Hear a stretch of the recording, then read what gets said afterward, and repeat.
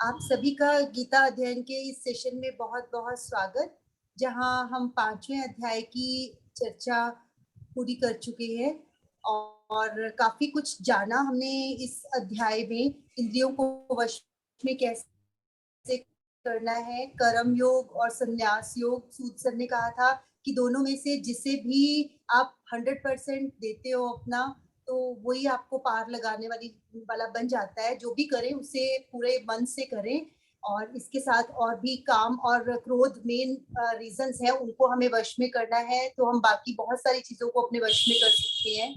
आज राणा सर से अनुरोध कि कुछ शब्द कहें अगर कहना चाहते हैं 5वें अध्याय के बारे में। अन्यथा जैसे जैसे सबका कंट्रीब्यूशन होगा वो बहुत अच्छा लगेगा। सर ने भी कल बोला था कि सब लोग कंट्रीब्यूट करें और सबने क्या क्या सीखा है 1 या 2 लाइनों में बोलेंगे, तो हमें भी उस चीज को जानने का और समझने का मौका मिलेगा।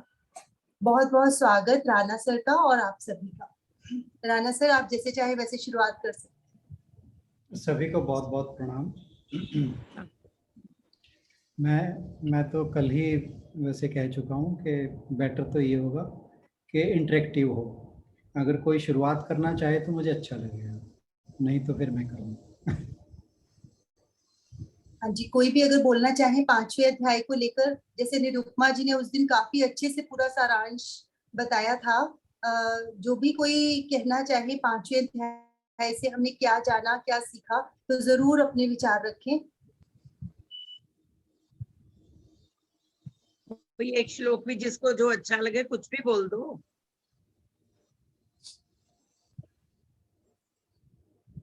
चलो शुरुआत मैं कर देता हूँ, फिर इतना किसी का मन बनेगा तो वो आएगा।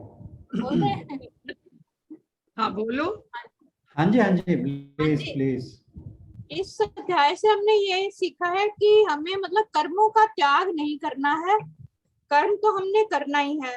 निष्काम भाव से, ममता से, आसक्ति से, राग द्वेष से रहित होकर हमें अपने कर्म करने हैं और सबके हित के लिए कर्म करने हैं। अब ज्ञान योगी अपने ज्ञान द्वारा, ध्यान द्वारा जो पद प्राप्त करता है, कर्म योगी भी वही सेम पद ही प्राप्त कर लेता है। नेट नहीं आ रहा उधर। तो संपूर्ण कर्मों को अगर हम परमात्मा में सारे कर्म करते हुए परमात्मा को सारे कर्म अर्पित कर देंगे, तो हम कर्मों में लिप्त नहीं होंगे। तो परमात्मा हमारे लिए, वो कहते हैं कि परमात्मा हमारे उनको ना उसमें कुछ नहीं देखता, कर्म का सृजन भी नहीं करता, कर्म की उनके फल की रचना भी नहीं करता है, और प्रकृति द्वारा ही सब कुछ हो रहा है, आत्मा की उपस्थिति में ही सब कुछ हो रहा है। तो हमें अपने जो कर्म हमने करे हैं उसका फल हमें भोगना ही है, चाहे इस जन्म में चाहे अगले जन्म में। कर्म का फल तो हमें भोगना ही पड़ेगा।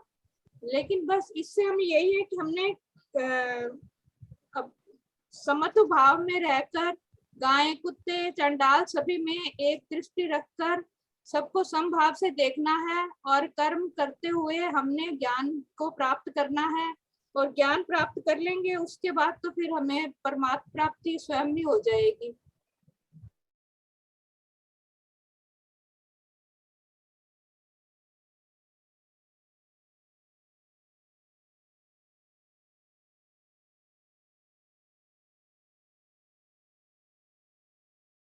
अनीता दीदी।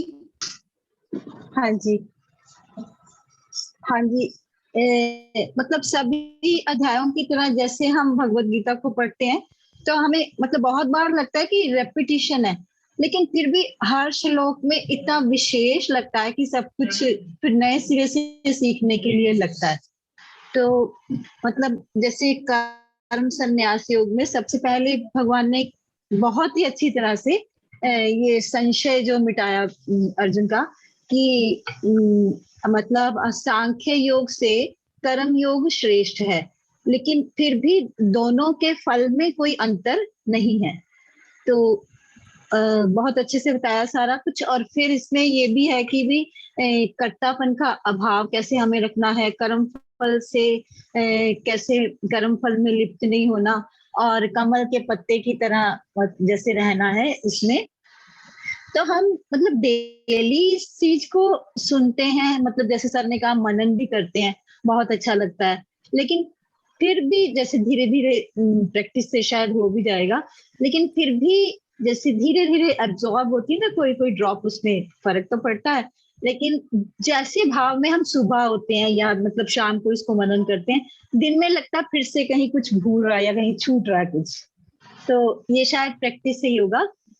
तो बहुत अच्छा लगा सारे अध्याय में, और ये रिवीजन का जो आपने पोस्ट रखा ना सर, इससे बहुत अच्छा लग रहा है। मतलब पूरा अध्याय जैसे अंदर बैठ गया। हाँ, इससे बहुत फर्क पड़ा। जैसे आज सबके मन में रहा कि भी हमें उसको थोड़ा सा फिर से रिवाइज करना है, मनन करना है। तो ये बहुत बेस्ट पार्ट रहा आज का। और एक क्वेश्चन मेरा एक क्वेश्चन मेरा था कि जैसे आपने शायद किसी उसमें लिखा भी था मैसेज में कि हम मन शांत करने के लिए योग करते हैं या योग करने के लिए मन शांत करते हैं। तो ये थोड़ा सा मैं क्लियर करवाना चाहूंगी आपसे, इसका आंसर मुझे चाहिए। शायद उस मैसेज में था, मुझे अब इतने अच्छे से मिले। पहली चीज आपको ये देखनी है कि मन का काम क्या है, क्योंकि कल भी बाद में जब ये सेशन खत्म हो गया था, मैं, आशु बहन और संगीता जी जो हैं वो चर्चा कर रहे थे थोड़ी सी कि मन जो है वो हमारा मित्र और शत्रु दोनों है। मन ही हमें संसार में ले जाता है और मन ही हमें मोक्ष दिलवाता है।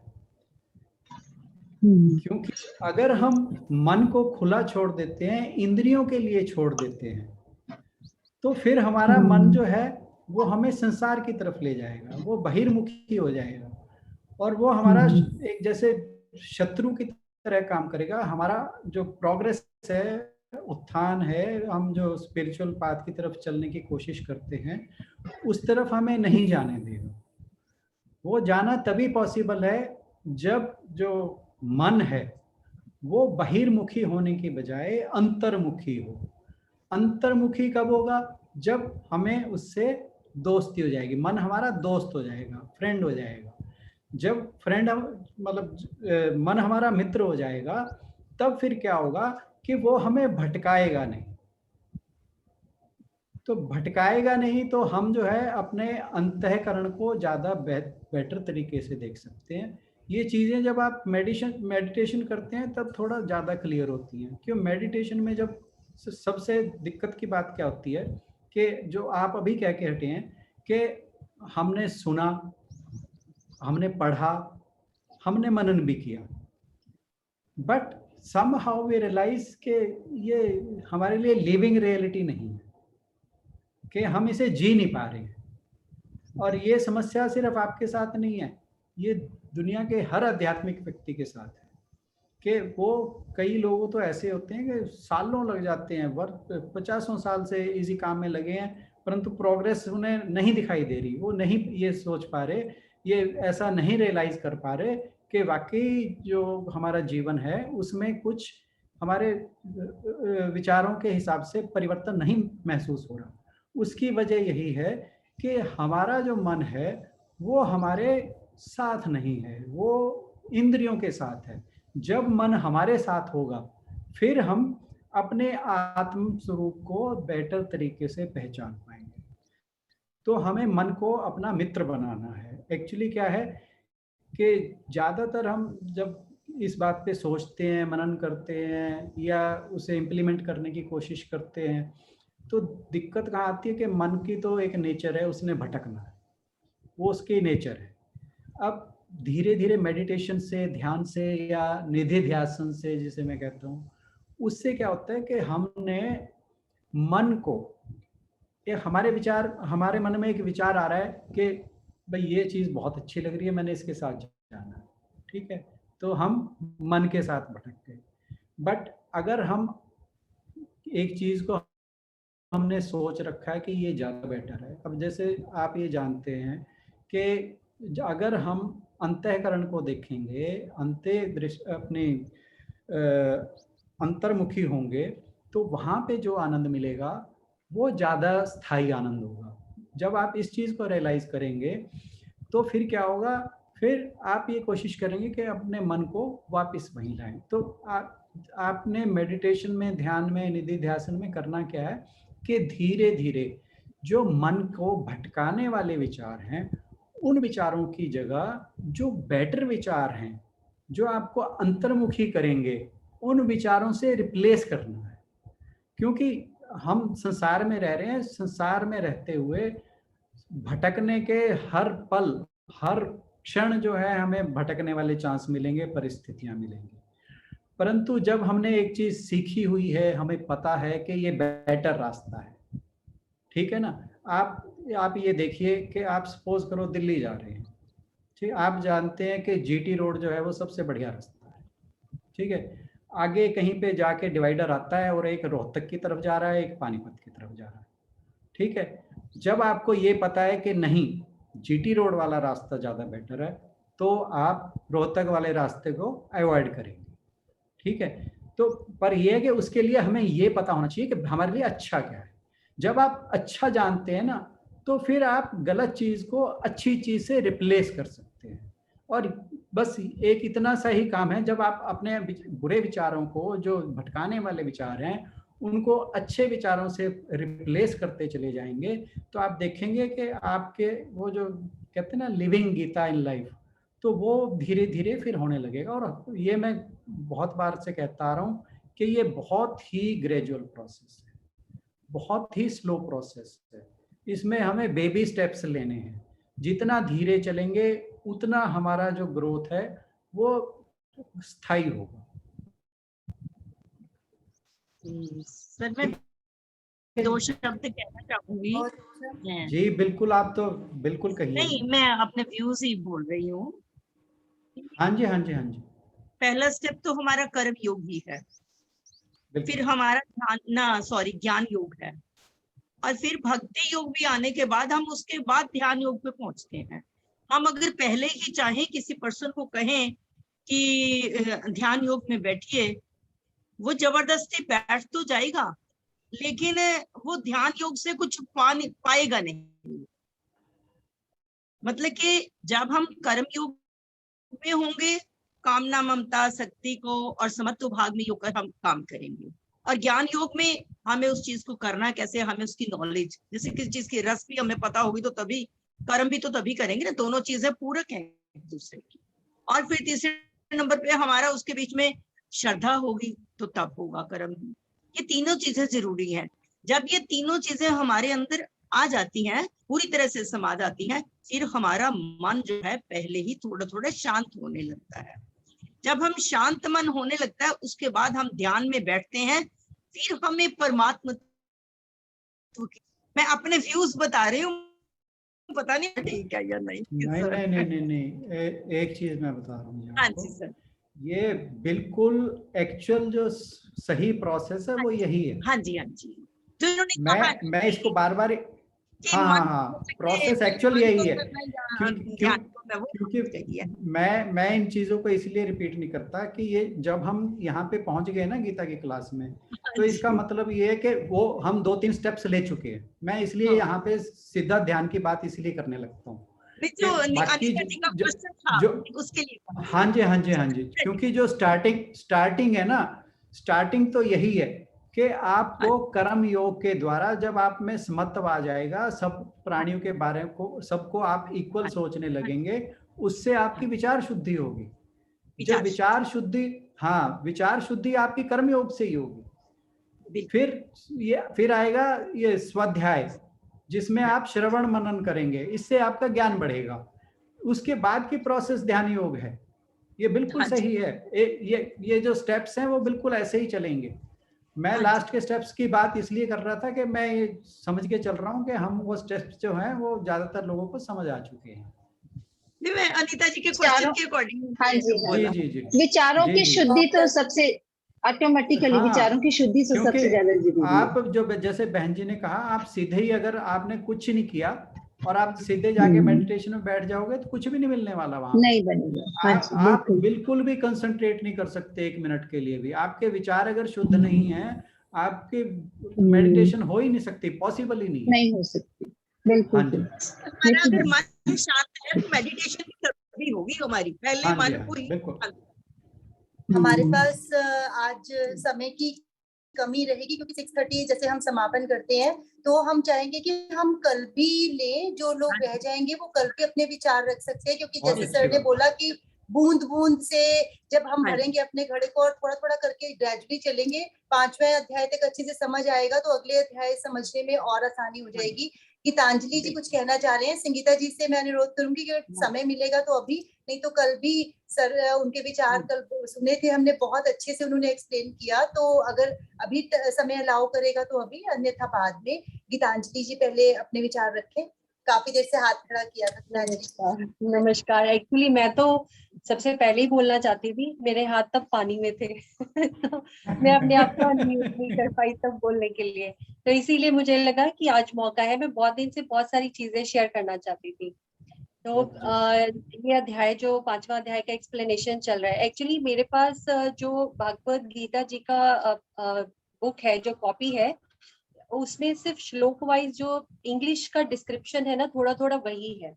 तो मेरा नॉलेज हो सकता है उस टर्म में इतना ज्यादा नहीं हो, लेकिन प्रैक्टिकलिटी जो है उसकी मैं जो ट्राई कर रही हूँ ना, मैं वो शेयर करूंगी। जैसे कर्म योग की बात होती है कि हम अपने कर्म करते हैं, लेकिन समर्पित रहते हैं भगवान जी को, ठीक है। हम उसमें निर्लिप्त नहीं होते, क्योंकि हम उसके रिजल्ट से बंधे नहीं होते। रिजल्ट अच्छा आया ठीक है, बुरा आया ठीक है, बुरा आया और अगर हम उसे चेंज करना चाहते हैं तो फिर हमें प्रोसेस पे वर्क करना पड़ता है। वो ऑप्शन हमेशा हमारे पास रहता है। और उसके बाद समदर्शी हमें कैसे रहना है, ये क्योंकि मतलब हमारी सबकी लाइफ में कोई ना कोई ऐसा व्यक्ति जरूर रहा होगा जो मतलब हमें, हम जिसको कनेक्ट नहीं कर पाते हैं, जिससे हमारे विचार नहीं मिलते हैं, जिसकी कंपनी आप बहुत पसंद, लेकिन मैंने जब से भागवत गीता क्लास तो मैं कोशिश करती हूँ कि मैं एक जैसा ही रूप देखूं और कभी ये नहीं समझूं कि वो हमसे अलग है। अब ये थोड़ा सा विजडम डेवलप हो गया है कि हम ये समझते हैं कि हर एक का अपना पॉइंट ऑफ व्यू होता है, हर एक का अपना ओपिनियन होता है। अगर मैं उनके शू में स्टेप करती हूँ तो हो सकता है उनका जो ओपिनियन है वो ही सही है। एक तो ये जो चेंज है वो मैंने नोटिस किया है अपने आप में। और दूसरा, ध्यान योग की जब बात चल रही थी तो आई ट्राइड, मुझे लगा कि मुझे भी ट्राई करना चाहिए, मुझे मतलब ध्यान में बैठना चाहिए। तो मुझे कुछ एक डाउट्स भी थे, जैसे इनिशियल स्टेजेस पे जब हम ध्यान लगाने की कोशिश करते हैं तो अपने अंदर जब हम देखते हैं तो मुझे जो है शुरू शुरू में तो डार्क नजर आया, और वो भी कुछ सेकंड के लिए, फिर उसके बाद एक लाइट सी नजर आती है। तो मुझे लगता है कि जो बहुत एडवांस स्टेज पे ध्यान लगा रहे हैं वो ज्यादा एक्सप्लेन कर सकते हैं कि उनको क्या दिखाई देता है। और तीसरी जो चौथी बात मुझे आप सबके साथ शेयर करनी थी, वो जैसे हम बात करते हैं कि स्पिरिचुअल जर्नी जहां हम छोटे वहां से शुरू होती है, तो मैंने ये नोटिस किया अपनी दोनों डॉटर्स के साथ, हम तीनों में भी बहुत स्पिरिचुअल टॉक्स होती हैं, क्योंकि बड़ी डॉटर जो है वो बुक्स पढ़ना पसंद करती है। तो उसने अभी पीछे हाल ही में कुछ बुक्स पढ़ी हैं, जैसे गॉड के ऊपर थी कोई और स्पिरिट्स के ऊपर थी, 5 people we meet in heaven, कुछ कुछ ऐसी बुक्स पढ़ी। तो फिर हमारा जो है उसके ऊपर डिस्कशन भी रहता है।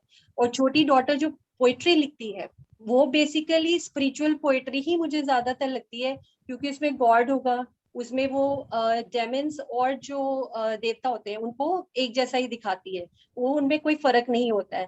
तो मैं 3 अभी वाकया शेयर करना चाहती हूँ जल्दी जल्दी आपके साथ, जिससे मुझे लगता है कि उनकी स्पिरिचुअल जर्नी अब वहीं से शुरू होने वाली है। जो मेरी डॉटर है छोटी हुनर, उसका एग्जाम था मैथ्स का, और वो मैथ से बहुत डरती है। तो उसने मुझे बताया कि शी इज शिवरिंग, कि मामा मुझे बहुत नर्वसनेस हो रहा है, ऑल्दो एग्जाम ऑनलाइन था। मैंने बोला देखो, आपको सॉल्यूशन तो नहीं देखना है, but I allow you to see the formula. आप फॉर्मूला बुक में खोल के देख सकते हो, आपका कॉन्फिडेंस बिल्ड हो जाएगा, आप अपना सॉल्यूशन खुद सॉल्व करना। शी सेड मम्मा मार्क्स मुझे याद नहीं रहेंगे, लेकिन ये मुझे हमेशा याद रहेगा कि मैंने एग्जाम के दौरान बुक खोली थी। तो उसने ये नहीं किया। और एक दिन मेरी बड़ी डॉटर जो स्कूल से आई तो उसने मुझे बोला कि उसको कुछ बच्चे बुली कर रहे थे। तो मैंने कहा रूबल, आज का जो टाइम है ना वो ऐसा नहीं है कि आप किसी के सामने चुप कर जाओ, so you should have replied them in their own language। तो उसने बोला मम्मा अगर मैं उनके जैसे बिहेव करूंगी तो मेरे और उनमें क्या फर्क रह जाएगा। तो मुझे लगता है मैं अपने बच्चों से भी बहुत कुछ सीखती हूँ। Thank you. बहुत अच्छा, बहुत बढ़िया, बहुत बढ़िया, बहुत बढ़िया।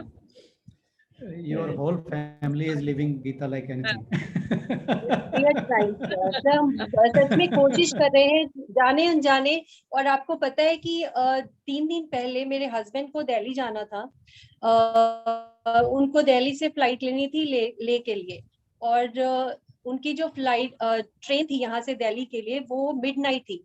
और हमारे घर में ऐसा होता है कि जैसे गर्ल्स, अब मेरी दोनों बेटियां ही हैं और हस्बैंड को जाना था, तो उन्होंने बोला ठीक है मैं मतलब कि अपने उसको बुला लेता हूँ भतीजे को, वो मुझे छोड़ आएगा।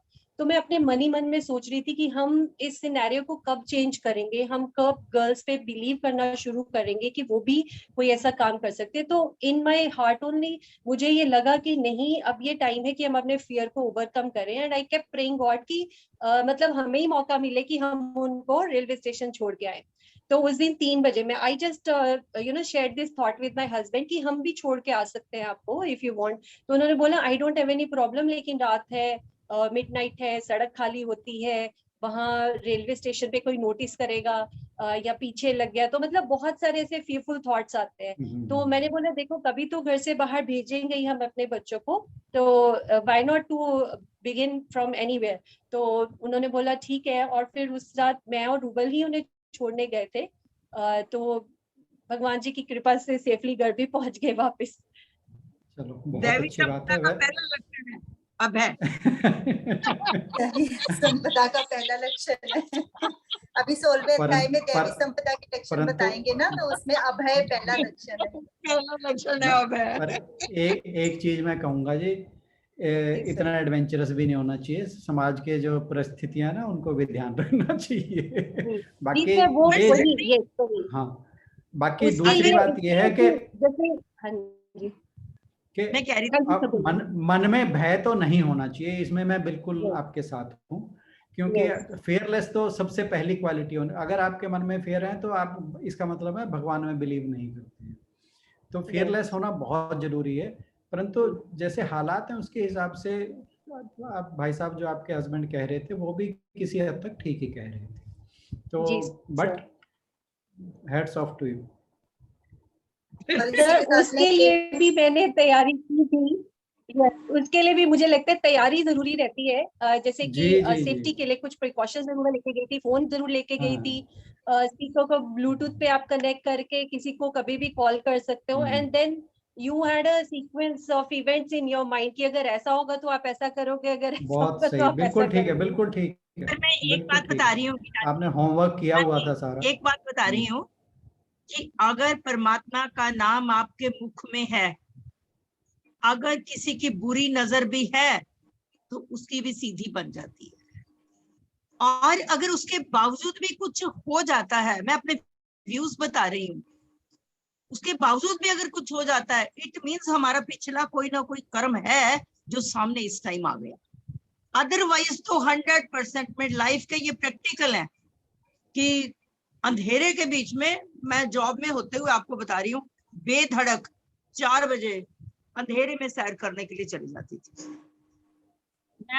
वो फियर अपने निकल जाता है, लेकिन वो ठीक है, प्रिकॉशंस भी जो आपने बताई वो भी बिल्कुल ठीक है।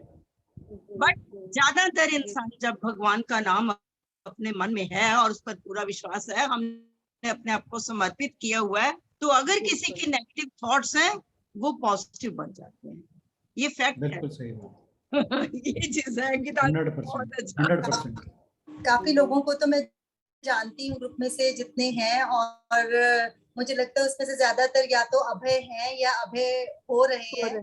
और गीतांजलि सिर्फ आपकी 2 बेटियां नहीं है, राणा सर की भी प्यारी प्यारी 2 बेटियां हैं, और बड़ी बेटी इनकी जज है और जिसने बहुत सारे एग्जाम्स में टॉप किया था। He is a proud father.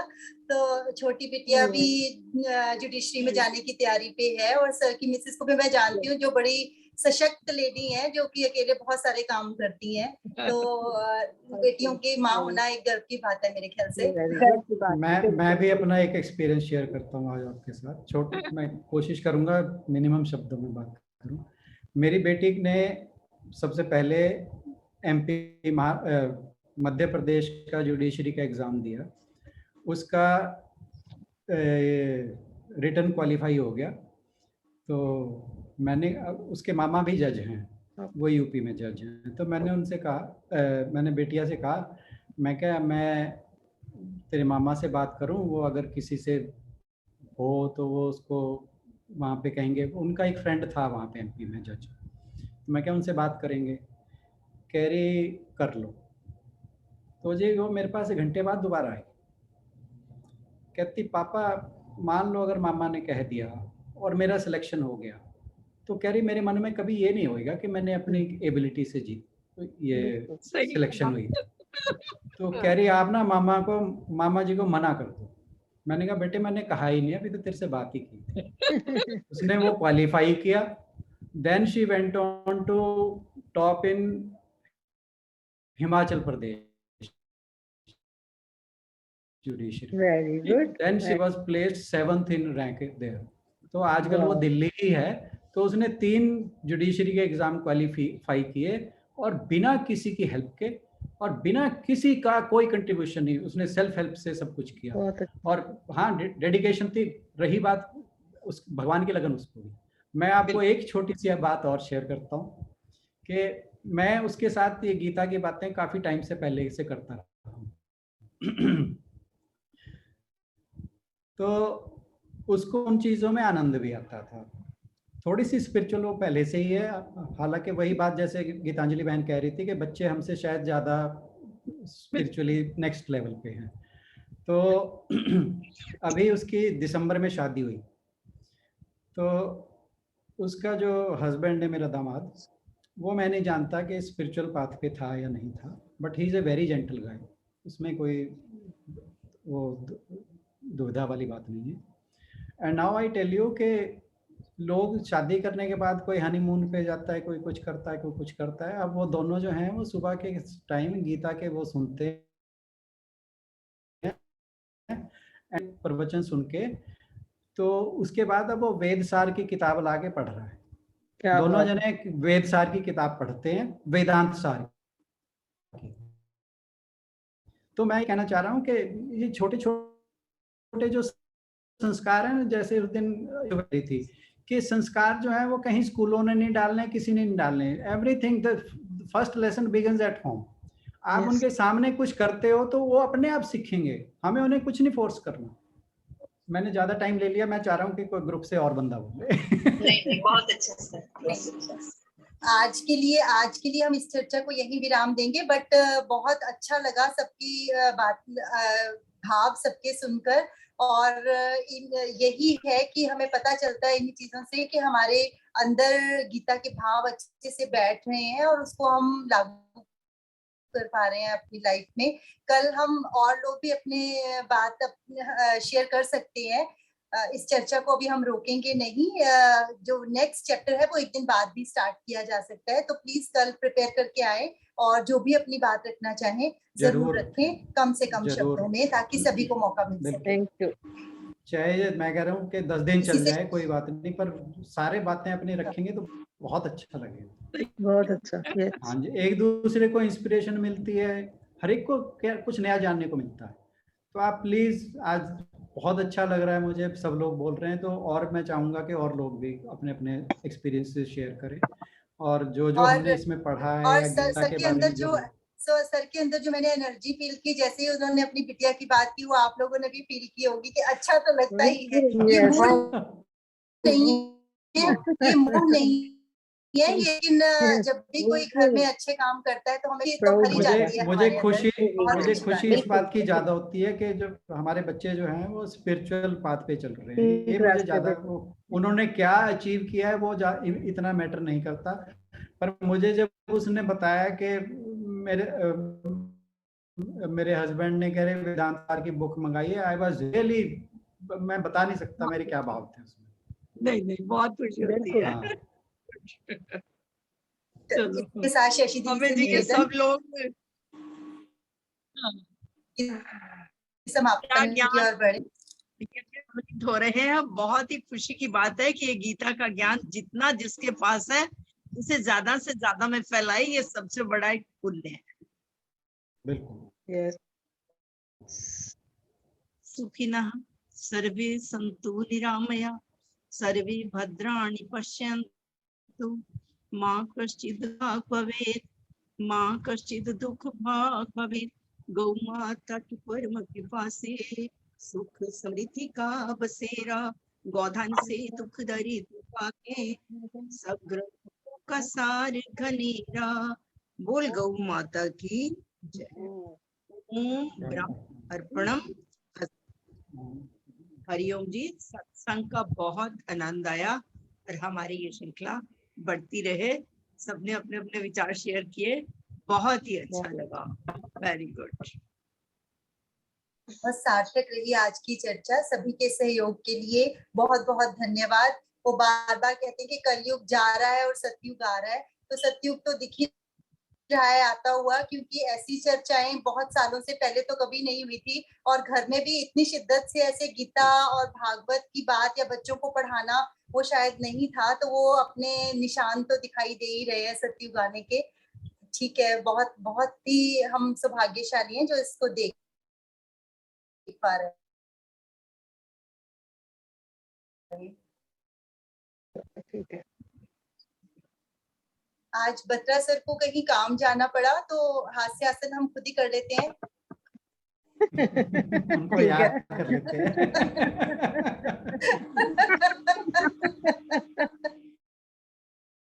Batra जी इतने पावन आत्मा है कि उनको नाम याद आते ही अपने आप जो है ना वो खुशी के भाव आ ही जाते हैं।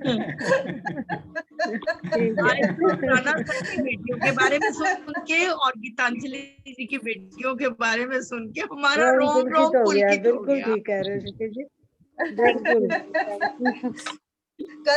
कल सब रेडी करके आएंगे, जिसपे राणा सर या शशि मैम जिसका नाम लेंगे उसको बोलना ही पड़ेगा। ऐसे छुपा छुपा कोई नहीं रहेगा। नहीं, ये कोई कंपल्शन नहीं है, बट अच्छा लगेगा। सभी लोग शेयर करते हैं अपने स्पिरिचुअल एक्सपीरियंसेस, तो एक दूसरे को ग्रो करने का मौका मिलता है। इससे थोड़ा Yes. बोलने और की वो बात झिझक। हाँ जी, इंस्पिरेशन हाँ मिलती जी, है। हाँ जी, हाँ जी, बिल्कुल। चलो, थैंक यू। ओके जी। सभी को बहुत बहुत प्रणाम, धन्यवाद। हम्म।